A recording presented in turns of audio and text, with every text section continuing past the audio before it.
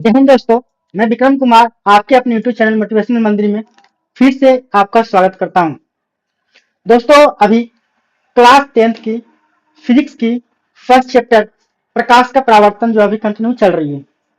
और दोस्तों आज फिर मैं आपके सामने एक नए टॉपिक के साथ आया हूं। ठीक है, इससे पहले बहुत सारे टॉपिक्स जो है ऑलरेडी मैंने पढ़ा रखा है, तो आप जाकर के वीडियो देख सकते हैं। प्लेलिस्ट बना दी गई है, वहां पे आप देख सकते हैं। ठीक है, तो दोस्तों आज का हमारा जो नया टॉपिक है वो है गोलीय दर्पण के बारे में। ठीक, तो दोस्तों आज का टॉपिक हमारा है गोलीय दर्पण। गोलीय दर्पण क्या होता है, किसे कहते हैं, गोलीय दर्पण क्या होता है और किसे कहते हैं। दोस्तों ये भी हमारे एग्जाम में पूछा गया है कि गोलीय दर्पण किसे कहते हैं। ठीक है दोस्तों, गोलीय दर्पण किसे कहते हैं, तो कहेंगे कि गोलीय दर्पण उस दर्पण को कहते हैं जिसकी भाग क्या होती है, खोखले गोले का आकार होती है। ठीक है, एक खोखला गोला होता है, उसी के भाग को हम लोग क्या कहते हैं, गोलीय दर्पण कहते हैं दोस्तों। ठीक है, तो गोलीय दर्पण उस दर्पण को कहते हैं जिसकी परावर्तक सतह क्या होती है, किसी खोखले गोले का एक भाग होती है। ठीक है ना, चलिए स्टार्ट करते हैं। गोलीय दर्पण, गोलीय दर्पण उस दर्पण को कहते हैं, गोलीय दर्पण उस दर्पण को कहते हैं जिसकी परावर्तक सतह, जिसकी परावर्तक सतह किसी खोखले गोले का एक भाग होती है, जिसकी परावर्तक सतह किसी खोखले गोले का एक भाग होती है। ठीक है दोस्तों, ये आप वीवीआई कर सकते हो, 2 नंबर में ये पूछा गया। ठीक, अब समझते हैं इसको बढ़िया से। गोलीय दर्पण उस दर्पण को कहते हैं जिसकी परावर्तक सतह किसी खोखले गोले का एक भाग होती है। दोस्तों सारे शब्द तो समझ में आ रहे हैं, बट इसका मतलब नहीं समझ में आ रहा है कि परावर्तक सतह कहने का मतलब क्या है। ठीक है, परावर्तक सतह कहने का मतलब क्या है, इसका मतलब क्या होगा। तो दोस्तों जब हम घर में आईना देखते हैं तो आईना में 2 भाग होता है। ठीक है, एक भाग होता है जिस तरफ से क्या होता है, मेरा फेस दिखाई देता है, और एक तरफ से क्या होता है, जिस तरफ से मेरा फेस दिखाई नहीं देता। तो दोस्तों जिस तरफ से मेरा फेस दिखाई देता है आईना में, उसी सतह को हम लोग क्या कहते हैं, परावर्तक सतह कहते हैं। मतलब जिस तरफ से हमारा फेस दिखाई देगा ना, उसी को हम लोग क्या कहते हैं, परावर्तक सतह कहते हैं। तो गोलीय दर्पण क्या हो जाएगा, एक खोखला गोला रहेगा, उसी का एक भाग होता है, उसी को क्या किया जाता है, एक तरफ से उसको पेंट कर देंगे तो क्या हो जाएगा, वो हमारा एक तैयार हो जाता है गोलीय दर्पण। दोस्तों अगला पॉइंट हमारा इसमें रहेगा, गोलीय दर्पण कितने प्रकार के होते हैं। ठीक है दोस्तों, तो हम लोग देखेंगे दोस्तों, गोलीय दर्पण 2 प्रकार के होते हैं। गोलीय दर्पण मुख्यतः 2 प्रकार के होते हैं। मेन रूप से कितने प्रकार के होते हैं, मुख्यतः 2 प्रकार के होते हैं।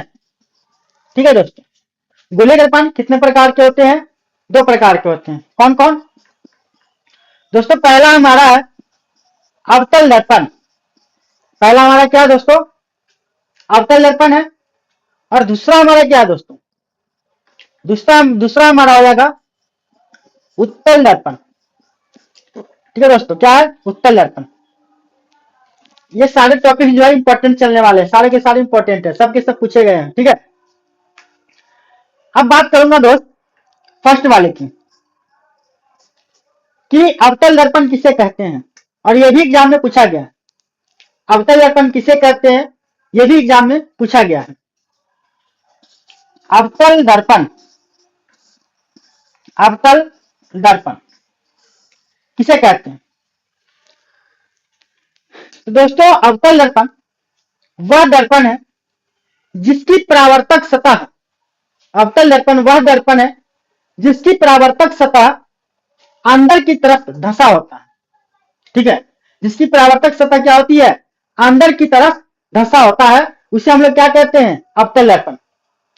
या दोस्तों हम लोग ये बोल सकते हैं कि अवतल दर्पण जिस खोखले गोले का भाग होती है उसको हम लोग क्या करते हैं, बाहरी सतह को, उसकी बाहरी सतह को रंजित कर देते हैं, तो हमारा अवतल दर्पण तैयार हो जाता है। अब समझते हैं कि कैसे क्या हो रहा है। ठीक है, मान के चलो मैंने क्या किया, एक गोला लिया यहाँ पे, ये खोखला गोला है, थोड़ा बड़ा ले लेता हूं, ठीक है, जिससे समझने में आसानी होगी। ये ले लिया खोखला गोला, इसको क्या करते हैं ना, बीच में से दो पार्ट में इसको बांट दिए ऐसे। ठीक है, तो गोला लिया था तो इसके बीच में क्या था, हमारा सेंटर। तो अवतल दर्पण में क्या किया जाता है कि अवतल दर्पण में ना, जो गोला का जो बाहरी सतह होता है, बाहर की तरफ वाले जो हिस्सा होता है, उसको हम लोग क्या कर देंगे, रजतित कर देंगे। ठीक है, इसको मैंने क्या कर दिया, ऐसे रजतित। दोस्त मैंने क्या बोल रहा हूं, रजतित, रजतित करना बोल रहा हूं, रजतित। चाहो तो मैं पेंट करना भी बोल सकता था, लेकिन मैं क्या बोल रहा हूं, रजतित करना। कुछ रीजन है इसके वजह से मैं रजतित बोल रहा हूं। रजतित का मतलब क्या होता है, तो दोस्तों जो शीशा हमारा होता है ना, वो सिंपल शीशा जो होता है, उसके ऊपर अगर मैं डायरेक्ट पेंट करूंगा ना, तो वो आईना नहीं बनेगा। अगर शीशा को डायरेक्ट पेंट कर देने पर क्या होगा, वो आईना नहीं बनता है। आईना कब बनेगा, दर्पण कब बनेगी, उस शीशा के पीछे हम लोग क्या करते हैं, चांदी की परत लगाई जाती है। ठीक है, चांदी की परत उसके ऊपर लगा दी जाती है, और चांदी की परत लगा देने के बाद बाहर से उसको पेंट कर दिया जाता है अलग अलग कलर से। तब जाकर के वो क्या होता है, दर्पण का निर्माण होता है। तो जो चांदी की परत जो हम लोग पीछे लगाते हैं ना, उसी को हम लोग क्या बोलते हैं, रचित करना। ठीक है दोस्तों, उसको क्या बोलते हैं, रचित करना। अगर आपके पास अगर मिरर हो, आईना हो, तो उसके पीछे की तरफ जो पेंट होता है ना, उसको आप खुरच करके देखना। जैसे पेंट हटेगी ना दोस्त, तो पीछे ना आपको चमकता हुआ कुछ पेंट जैसा फिर से दिखाई देगा, तो वो चांदी की परतें होती हैं। ठीक है, उसी प्रक्रिया को हम लोग रचित करना कहते हैं। तो अवतल दर्पण का मैंने दो चीजें समझाया, क्या क्या, पहला यह समझाया कि अवतल दर्पण वह दर्पण है जिसकी परावर्तक सतह अंदर की तरफ धंसा हुआ होता है। दोस्त अगर इसको मैं हटा दूं, ठीक है, इस लाइन को हटा दूं, इसको ऐसे, तो ये हमारा क्या तैयार हो गया, अवतल दर्पण। डेफिनेशन के हिसाब से क्या हो रहा है कि परावर्तक सतह मतलब जिधर मेरा फेस दिखाई देता है जिस तरफ से, उसको परावर्तक सतह कहते हैं, और वो क्या होता है, धंसा हुआ होता है। दोस्त ये देख लो यहाँ पे, ये पीछे से ये करने का मतलब क्या है, इसको पीछे से मैंने रचित करके उसके ऊपर मैंने पेंट कर दिया है। मतलब मेरा फेस कहाँ पे दिखाई देगा, आगे की तरफ देगा, और ये आगे की तरफ वाले हिस्सा को हम लोग क्या बोलते हैं दोस्त, परावर्तक सतह बोलते हैं। क्या बोलते हैं, परावर्तक सतह इसको बोला जाता है। तो देखो इसकी अवतल दर्पण की परावर्तक सतह कैसी दिखाई दे रही है दोस्त, धंसा हुआ दिखाई दे रहा है ना। या फिर यह बोल सकते हैं कि गोलीय दर्पण जिस खोखले गोले का एक भाग होती है, उसकी बाहरी सतह को रचित करने पर जो दर्पण बनती है, उसे हम लोग क्या कहते हैं, अवतल दर्पण बोलते हैं। तो चाहो तो आप दोनों डेफिनेशन लिख सकते हो, जिससे जो आपको अच्छा लगे।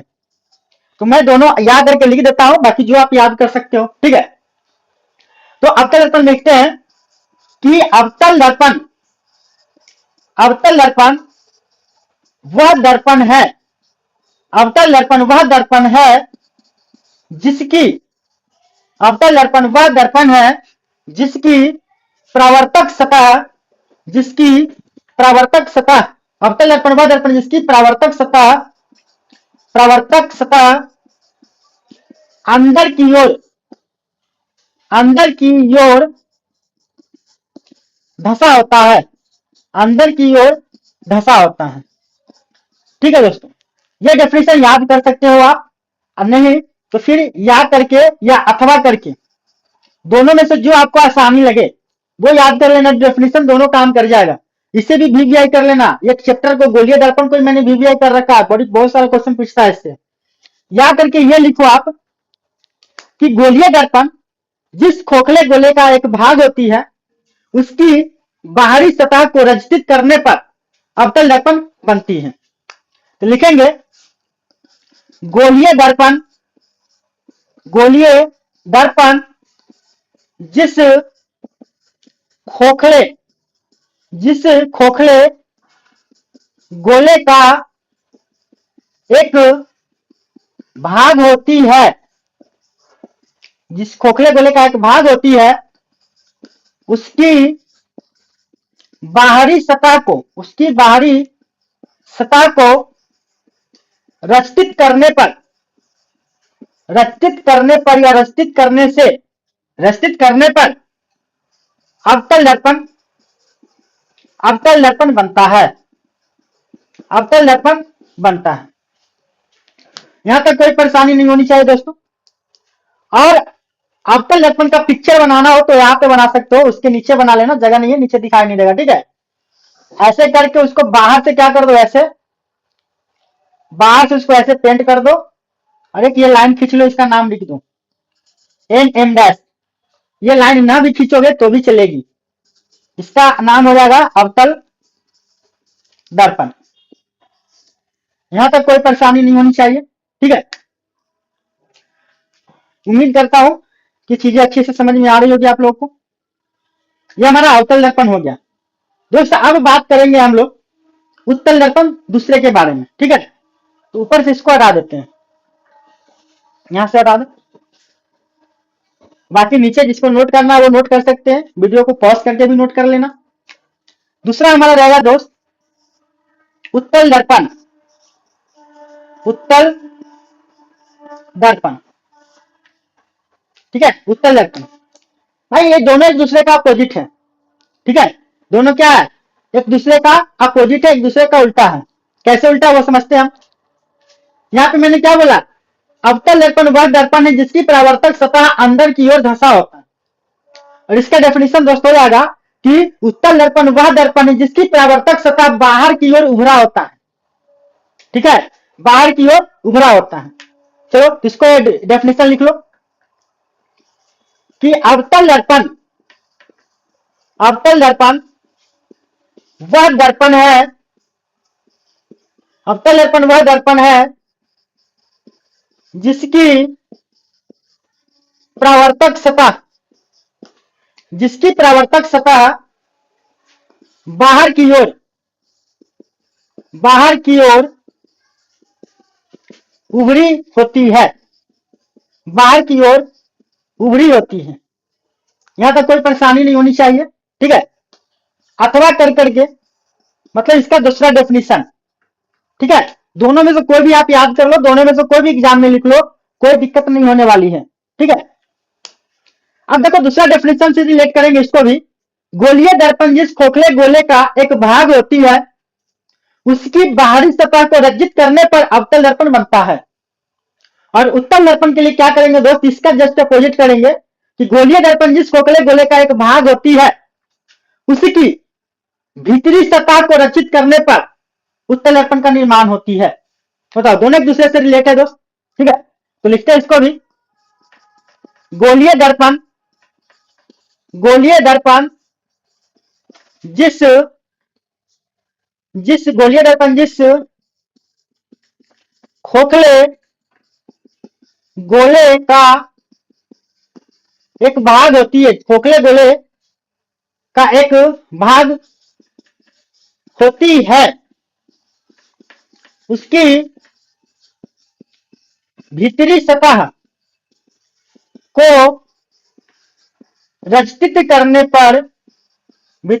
को रचित करने पर क्या हो जाएगा दोस्त, उत्तल दर्पण का निर्माण होगा या उत्तल दर्पण बनता है। यहां तक कोई परेशानी नहीं होनी चाहिए, ठीक है। अब इसका पिक्चर देखते हैं, इसको हटा करके, और दोनों पिक्चर को कंपेयर करेंगे भी साथ में, ठीक है। और यहाँ पे ट्रिक बताएंगे, एक तरीका बताएंगे कि आप कंफ्यूज ना हो, कैसे याद कर सकते हो, ठीक है। अगर कहीं अचानक आपसे पूछ दिया जाए, चाहे पूछ ले भाई बताओ इसमें कौन अवतल है कौन उत्तल है, तो आप एक ट्रिक की सहायता से उससे आसानी से बता सकते हो। तो उत्तल दर्पण का पहले पिक्चर आप यहाँ पे बना लो, ठीक है। ऐसे इसको मैंने क्या किया, अंदर की तरफ से मैंने क्या कर दिया, इसे पेंट कर दिया। इसका नाम एम और एम डैश रख दो, एक पिक्चर लाइन एक बना लो ऐसे। तो ये हमारा क्या बन गया दोस्त, ये हमारा उत्तल दर्पण का निर्माण हो गया, उत्तल दर्पण हो गया ये, ठीक है। पिक्चर से एक बार जो डेफिनेशन मैंने पढ़ा बनाया लिखा उसका देख लो। उत्तल, अरे यार यहाँ अवतल नहीं होगा, यहाँ उत्तल होगा, ठीक है। उत्तल दर्पण वह दर्पण है जिसकी परावर्तक सतह बाहर की ओर उभरी होती है। देख लो यहाँ पे, इसको मैंने क्या किया, पीछे से पेंट कर दिया, रचित कर दिया। तो परावर्तक सतह तो ये हो गया। तो परावर्तक सतह ये हो गया, मतलब ये क्या है, उभरी हुई है, मतलब बाहर की तरफ निकली हुई है। ठीक है। दूसरा डेफिनेशन से देखो, गोलीय दर्पण जिस खोखले गोले का एक भाग होती है उसकी भीतरी सतह को पेंट कर दिया जाता है। ऐसे में अगर बनाओ एक गोलीय सतह, गोलीय खोखला गोला है, तो इसको मैंने क्या किया, देखो अंदर से पेंट कर दिया। ठीक है, या इसको भी अगर अंदर से पेंट करेंगे ना दोस्त, तो भी वही बात रहेगी। ठीक है, इसको या तो तुम अंदर से पेंट करो या इसको अंदर से पेंट करो, बात वही रहेगी। बाहरी परावर्तक सतह जो है उभरी हुई दिखाई देगी। ठीक है, यहां तक कोई परेशानी, कोई दिक्कत नहीं होना चाहिए। अब थोड़ा कंपेयरिंग कर लेते हैं दोनों को याद करने के लिए। ये जो मैंने पिक्चर बनाया ऐसे करके, ये कौन सा है, और ये जो मैं एक पिक्चर बना रहा हूं यहाँ पे, ये कौन सा है। देखो दोनों में कौन कौन सा पिक्चर कौन सा बता, इसका नाम क्या है, तो इसका नाम है उत्तल। इसका क्या है, इसका नाम है अवतल। आप ट्रिक से याद करते हैं। ठीक है, ऊ से उत्तल क्या है, ऊ से क्या है, उत्तल, और ऊ से क्या है, उठल। ऊ से क्या है, उत्तल, ऊ से क्या है, उठल। तो देखो ये वाला उठल है, ऊ से उत्तल, ऊ से उठल, मतलब उसका प्रवर्तक सतह जो होता है उत्तल दर्पण का क्या होता है, उठा हुआ होता है, और दूसरा ऑटोमेटिक याद हो जाएगा। ठीक है, तो यही भाषा याद रखो, ऊ से उत्तल, ऊ से उठल, ऊ से उत्तल, ऊ से उठल। यहां तक कोई परेशानी किसी को नहीं होनी चाहिए। ठीक है, चलो अब अगला पॉइंट हम लोग समझते हैं इससे रिलेटेड क्या है। तो दोस्तों जिस तरीका से हमने प्रावर्तन, प्रकाश के प्रावर्तन से संबंधित कुछ महत्वपूर्ण पद के बारे में मैंने बात किया था, उसी तरीका से हमारे यहाँ पे भी क्या है, गोलीय दर्पण से संबंधित कुछ महत्वपूर्ण पद के बारे में मैं बात करूंगा। ठीक है, और जो महत्वपूर्ण पद जो है वो डेफिनेशन डायरेक्ट भी एग्जाम में पूछा गया है, 2 नंबर में भी पूछा है, 1 नंबर में भी पूछा है। ठीक है, और उसका यूज भी आगे बहुत जगह हुआ है। तो पहले टॉपिक नेम यहां पे कर लेते हैं हम लोग नाम, कि गोलीय दर्पण, गोलीय दर्पण से संबंधित महत्वपूर्ण पद, गोलीय दर्पण से संबंधित महत्वपूर्ण पद के बारे में मैं बात करूंगा। और उससे पहले मैं यहाँ पे कुछ पॉइंट लिख लेता हूं, पिक्चर एक बना लेता हूं, जिससे कि चीजें याद करने आसान हो जाएंगे। तो देखो यहाँ पे क्या करते हैं हम लोग, एक खोखला गोला यहाँ पे लेते हैं ऐसे। ठीक है, तो यहाँ पे ये हमारा क्या होगा, सेंटर, और इसको ना बीच से ऐसे कटिंग कर लेते हैं ऐसे। यहाँ पे मैंने इसको क्या कर लिया, कटिंग। अब क्या करते हैं ना, इसको अंदर की तरफ से पेंट कर दो, इसको क्या कर दो, बाहर की तरफ से पेंट कर दो। एक बात बताओ दोस्त, इसको मैंने अंदर से पेंट किया तो इसका नाम क्या हो जाएगा, तो परावर्तक सतह उठा हुआ रहेगा तो उत्तल, उसे उत्तल तो उत्तल, ये वाला हमारा उत्तल दर्पण हो जाएगा, ये हमारा उत्तल दर्पण हो गया। ये हमारा क्या हो जाएगा, अवतल दर्पण। क्या हो जाएगा दोस्त, अवतल दर्पण और उत्तल दर्पण। ये जो बीच वाला जो केंद्र है ना, इसका नाम हम लोग करते हैं दोस्त वक्रता केंद्र। इसको क्या बोलेंगे, वक्रता केंद्र बोलेंगे। और यहां से क्या करेंगे दोस्त, एक लाइन ऐसे लेके जाएंगे। ये जो लाइन बीचों बीच गया है, इसको हम लोग बोलते हैं, 2 नाम है इसका, एक हम लोग नाम रखेंगे प्रधान अक्ष, या इसी को हम लोग बोलते हैं मुख्य अक्ष। इसी को हम लोग क्या बोलते हैं, मुख्य अक्ष। यहां से लेकर यहां तक पूरी लाइन, कोई दिक्कत नहीं होनी चाहिए। यहां बीच में ना एक और पॉइंट आता है पी, इसको भी हम लोग बोलेंगे पी। पी फॉर होता है पोल, पोल को हम लोग बोलते हैं ध्रुव। क्या बोलेंगे दोस्त इसको, पी फॉर पोल यानी ध्रुव हो जाएगा। ये वाला पॉइंट हमारा प्रधान अक्ष मुख्य अक्ष हो जाएगा। यहाँ पे हमारा वक्रता केंद्र हो जाएगा, और यहां से यहां तक ये वाली पॉइंट बोल लो, या ये वाली पॉइंट बोल लो। ये जो लाइन है इसको बोलते हैं दोस्त हम लोग वक्रता त्रिज्या। क्या बोलते हैं इसको, वक्रता त्रिज्या। कोई परेशानी, कोई दिक्कत नहीं होनी चाहिए। और ये सारे बारी बारी से किसी न किसी साल एग्जाम में पूछे गए हैं कि वक्रता केंद्र क्या होता है, वक्रता त्रिज्या क्या होती है, प्रधान अक्ष या मुख्य अक्ष क्या होता है। ठीक है दोस्त, ध्रुव क्या होता है, ये सारे किसी न किसी साल एग्जाम में पूछे गए हैं। तो दोस्तों स्टार्ट करते हैं। पहला पॉइंट हम लोग स्टार्ट करेंगे, ध्रुव ले लेते हैं। ध्रुव, ठीक है। ध्रुव, ध्रुव किसे कहते हैं या ध्रुव क्या होता है? तो दोस्तों पिक्चर अगर देख पा रहे हो तो यहाँ पे देखो, जो गोलीय दर्पण के बीच का जो भाग होती है उसे हम लोग क्या कहते हैं? ध्रुव। तो लिखेंगे गोलीय दर्पण, गोलीय दर्पण के मध्य बिंदु को, गोलीय दर्पण के मध्य बिंदु को ध्रुव कहते हैं दोस्त, ध्रुव कहते हैं। इसी में क्या और जोड़ेंगे, इसे P से सूचित किया जाता है, इसे P से सूचित किया जाता है। यहां तक कोई परेशानी, कोई दिक्कत नहीं होनी चाहिए ध्रुव के बारे में कि गोलीय दर्पण के मध्य बिंदु को ध्रुव कहा जाता है, कोई परेशानी नहीं होनी चाहिए। चलिए दोस्तों अगला पॉइंट हम लोग ले लेते हैं। यहाँ पे वक्रता केंद्र को ले लेते हैं। वक्रता केंद्र क्या होता है? वक्रता केंद्र, तो वक्रता केंद्र को समझते हैं दोस्त, क्या होता है वक्रता केंद्र। तो वक्रता केंद्र देखो यहाँ पे कि गोलीय दर्पण जिस खोखले गोले की एक भाग होती है उसकी त्रिज्या को, है ना, मतलब जो गोलीय दर्पण जो हमारा है, जिस खोखले गोले का जो भाग होता है ना, उसकी, अच्छा वक्रता केंद्र है ना, तो उसकी केंद्र को, है ना, उसी के केंद्र को क्या कहते हैं? गोलीय दर्पण के वक्रता केंद्र कहते हैं उसको दोस्त। तो आसान है डेफिनेशन याद करना। क्या लिखेंगे बताओ? गोलीय दर्पण, गोलीय दर्पण जिस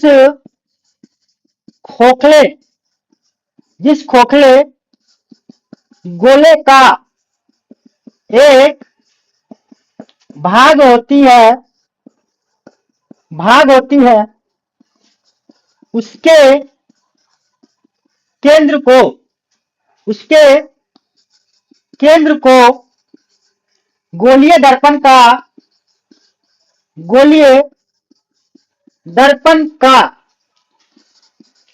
वक्रता केंद्र कहते हैं, वक्रता केंद्र कहते हैं। कोई दिक्कत, कोई परेशानी नहीं होनी चाहिए, आसान है डेफिनेशन कि गोलीय दर्पण जिस खोखले गोले का एक भाग होती है उसके केंद्र को गोलीय दर्पण का वक्रता केंद्र कहते हैं। इसे C से सूचित किया जाता है। यहां तक कोई दिक्कत, कोई परेशानी नहीं होना चाहिए। थर्ड नंबर में हम दोस्त ले लेते हैं। देखो हमारा पहला ये ध्रुव हो गया, हमारा ये वक्रता केंद्र हो गया। अब बात करते हैं दोस्त वक्रता त्रिज्या का, ठीक है। तो थर्ड में ले लेंगे किसको? वक्रता त्रिज्या। वक्रता त्रिज्या क्या होती है?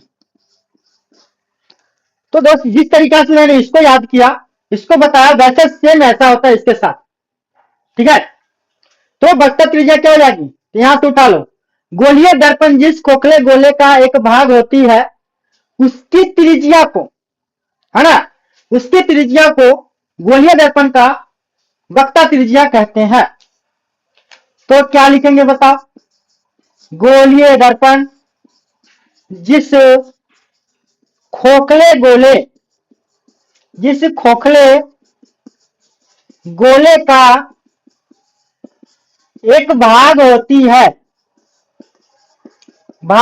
है उसकी त्रिज्या को गोलीय दर्पण, उसकी त्रिज्या को गोलीय दर्पण का वक्रता त्रिज्या कहते हैं, वक्रता त्रिज्या कहते हैं। कोई परेशानी यहां तक नहीं होनी चाहिए। और इसी का एक लाइन और लिखेंगे कि इसे कैपिटल R से सूचित किया जाता है, ठीक है दोस्त। उम्मीद करते हैं कि आपको अच्छे से समझ में आ रही होगी। अगर अच्छे से समझ में आ रही है दोस्तों, वीडियो को लाइक करें, शेयर करें और चैनल को सब्सक्राइब जरूर करें, जिससे कि ऐसे ही चीजें आपको आपके पास पहुंचती रहे। ठीक है दोस्त, चलो तो हमारा तीन हो गया। एक हमारा ये बच गया प्रधान अक्ष या मुख्य अक्ष के बारे में मैं बात करता हूं। ठीक है, तो इसे मैं हटा लेता हूं। प्रधान अक्ष या मुख्य अक्ष के बारे में बात करता हूं, इसको भी हटा लो। चलो, तो 4 नंबर की पॉइंट है हमारा क्या, प्रधान अक्ष, प्रधान अक्ष या मुख्य अक्ष। तो दोस्तों प्रधान अक्ष या मुख्य अक्ष क्या होता है, क्या कहेंगे। तो दोस्तों ये लाइन हमारा है प्रधान अक्ष या मुख्य अक्ष। तो प्रधान अक्ष या मुख्य अक्ष के बारे में मैं बोलूंगा दोस्त कि वक्ता केंद्र, वक्ता केंद्र और ध्रुव को मिलाने वाली सरल रेखा को, ठीक है, वक्ता केंद्र और ध्रुव को मिलाने वाली सरल रेखा को हम लोग क्या नाम देंगे, प्रधान अक्ष या मुख्य अक्ष नाम देते हैं। तो लिखेंगे, क्या लिखेंगे, वक्ता केंद्र, वक्ता केंद्र सी और ध्रुव पी को मिलाने वाली सरल रेखा प्रधान अक्ष या मुख्य अक्ष कहलाती है। प्रधान अक्ष या मुख्य अक्ष कहलाती है दोस्तों। कोई परेशानी यहां तक नहीं होनी चाहिए। ठीक है, तो ये सारे एग्जाम में पूछे हुए हैं, किसी न किसी एग्जाम में, किसी न किसी साल, मतलब जो आपका बोर्ड एग्जाम है उसमें भी पूछा हुआ है। ठीक है, चलो दोस्तों आगे बढ़ते हैं। इसी से संबंधित एक 5वां नंबर पॉइंट है जिसको हम लोग बोलते हैं गोलीय दर्पण का फोकस। ठीक है, फोकस के बारे में मैं बात करूंगा और फोकस स्पेशल अलग से पूछा हुआ एग्जाम में। इसे हटा देता हूं और पूरे पिक्चर को, उसके लिए फिर से एक पिक्चर बनाऊंगा और फिर समझेंगे। ठीक है, चलिए आगे बढ़ते हैं। अगला टॉपिक जो हमारा है वो हमारा है फोकस। तो 5वां नंबर टॉपिक हमारा था फोकस, फोकस एवं फोकस दूरी, फोकस एवं फोकस दूरी। दोस्तों इसको भी अच्छे से ट्रिक के साथ याद करेंगे। ठीक है, तो समझते हैं फोकस दूरी क्या है। यहाँ पे या यहाँ पे बना लेता हूं पिक्चर, दोनों पिक्चर बनाऊंगा। ठीक है, एक ये बना लो और एक ये बना लो। ठीक है, इसका नाम एम डैश कर दो। अभी हम लोगों ने पढ़ लिया, इसको बाहर से पेंट कर दो। बाहर से जैसे ही पेंट करेंगे नाम क्या पड़ जाएगा, अवतल दर्पण। अंदर से जैसे ही पेंट करोगे नाम क्या पड़ जाएगा दोस्त, उत्तल दर्पण। इस पे भी एक लाइन खींचो, नाम रख दो एम डैश। एक बात बताओ, ये वाला पॉइंट क्या होगा जो अभी तुरंत पर आया था थोड़ी देर पहले, पी बोलते हैं इसको ध्रुव, और यहीं पे एक लाइन और बनाओ यहाँ पे, इसको बोलते हैं सी यानी वक्ता केंद्र।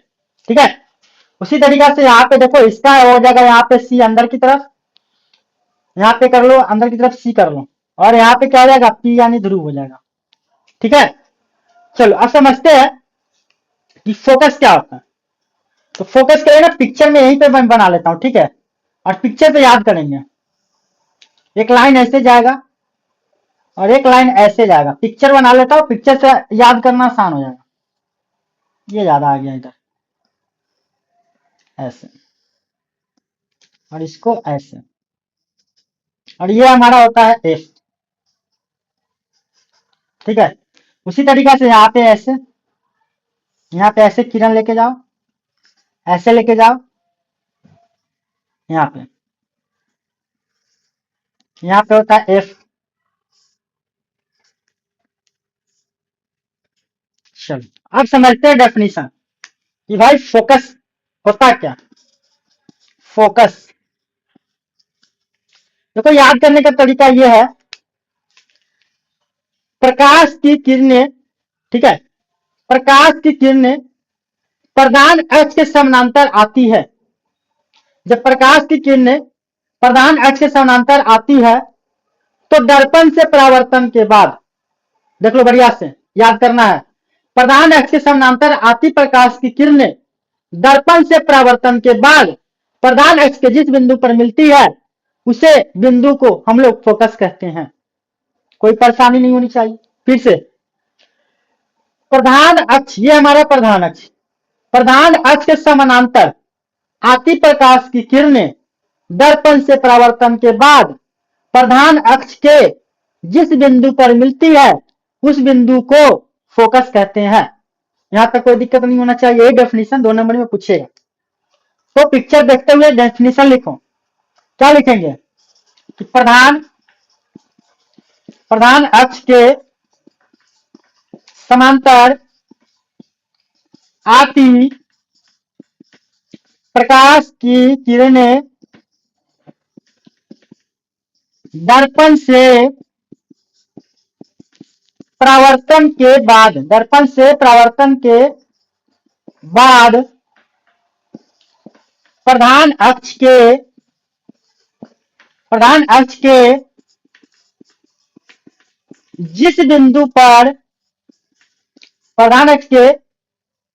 जिस बिंदु पर मिलती है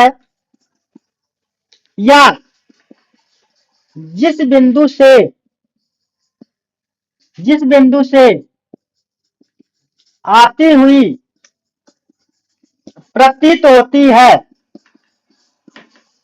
उसे या उस बिंदु को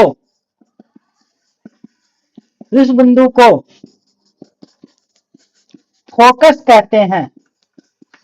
उस बिंदु को दोस्त क्या बोलेंगे? फोकस। देखो दिखने में बड़ा लग रहा होगा लेकिन पिक्चर से याद करो, फिर से समझो।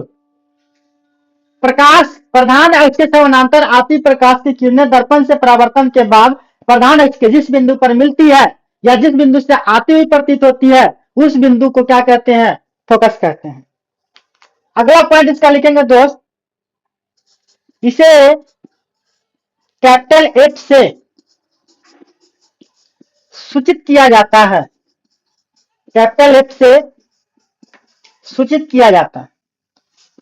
अगला टॉपिक हमारा दोस्त रहेगा फोकस दूरी। फोकस दूरी बहुत ही आसान है। फोकस दूरी में दोस्तों मैं यह बोलूंगा कि फोकस और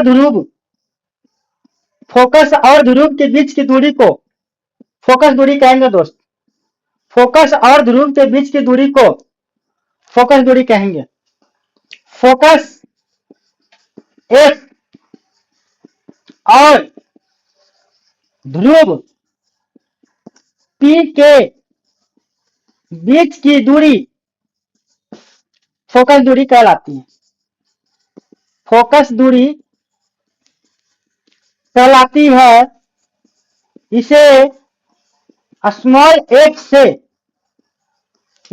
f से सूचित किया जाता है। ठीक है दोस्तों, तो आज हम लोग यहीं पे रहने देते हैं, बाकी नेक्स्ट टॉपिक नेक्स्ट क्लास के लिए छोड़ देते हैं। अगर वीडियो पसंद आया दोस्तों तो वीडियो को लाइक करें, शेयर करें, चैनल को सब्सक्राइब करना ना भूलें। धन्यवाद।